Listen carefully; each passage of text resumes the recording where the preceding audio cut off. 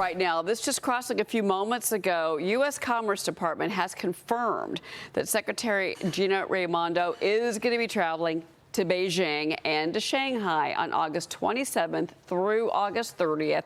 She is expected to meet with senior Chinese officials and American business leaders. Joining me now, Mercatus Center at George Mason University Senior Fellow Weifeng Zhong. Weifeng, good morning to you. And we have yet another Biden administration official going over to China, hat in hand. Your reaction? Good morning to you, Cheryl. Thanks for having me. That's, I think, a visit that's been anticipated for a while now.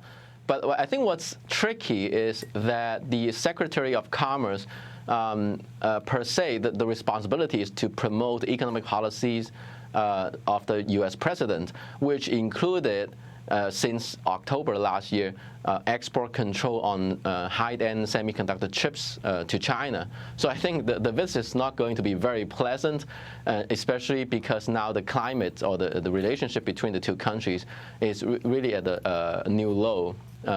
Since many years now. Well, but still, you could talk tough about China, which I don't think that they have, to be clear with you. I don't think that President Biden has addressed China at all. And then you've got the Chinese president, Xi Jinping, and all these other world leaders from Brazil, Russia, India, and South Africa meeting in Johannesburg today for the start of the BRICS summit. To be clear, Vladimir Putin is virtual because he's got an arrest warrant out there that he doesn't want to face. Shocker. South Africa's deputy president says that these leaders are going to focus on ways to reduce their dependence on the U.S. dollar. And we should also add here that China and Russia are expected to push to expand membership in an attempt to counter Western influence. Respond to that, in particular, this concern about the dollar. This has been a widely debated and somewhat worrisome trend with, say, China and India, for example, trying to communicate, trying to trade without the main currency in the world, which still is the U.S. dollar. Well, we should not forget the fact that the BRICS summit has been going on for many times over. So this is kind of a persistent effort, particularly from the Chinese and the Russians, to try to expand relationships to challenge the U.S.-led Western economic order. But I think now it's actually less worrisome than it used to be, because the Chinese economy is really not going well.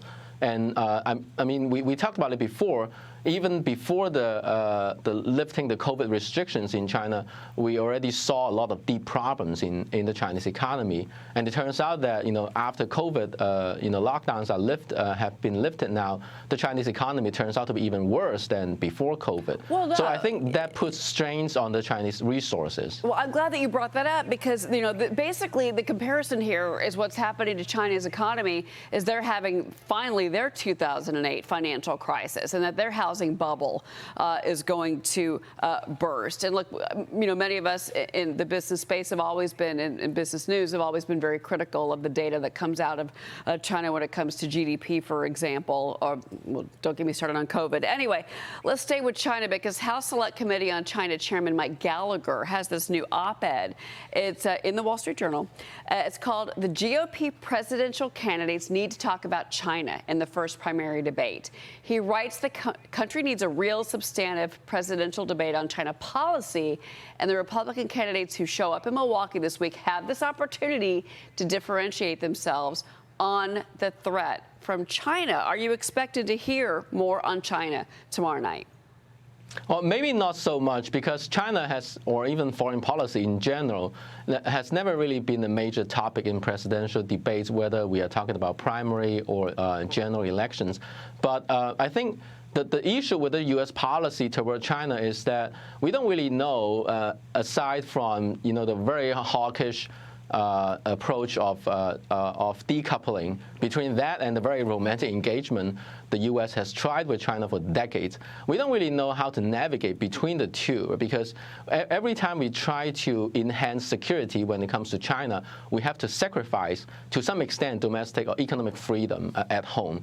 And it's a very hard balance to strike, and I don't think politicians are very used to thinking about trade-offs rather than going to the extreme. Well, I think that one thing that would be interesting to hear from my perspective tomorrow night is for them to address that that Chinese spy balloon that went across the entire country, the failure of the Biden administration to deal with that, to deal with the threat from China, and also about Taiwan. You know, Vivek Ramaswamy had kind of some, I'm going to say, interesting comments about his ideas when it came to foreign policy and Taiwan that raised some eyebrows. So I have a feeling Vivek may get pressed on that tomorrow night. I don't know that. I am guessing. I don't know what the questions are going to be, but that is my best guess this morning. Weifeng Zhong, it's good to see you. Thank you for being here.